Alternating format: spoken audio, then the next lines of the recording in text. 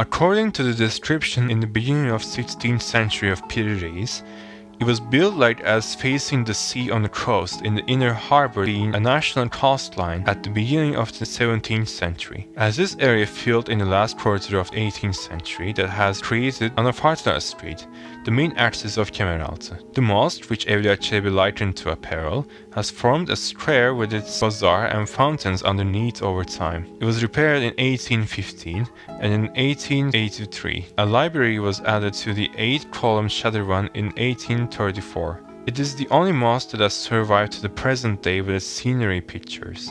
The floral curtain motifs on the shadırvan's dome is eye-catching.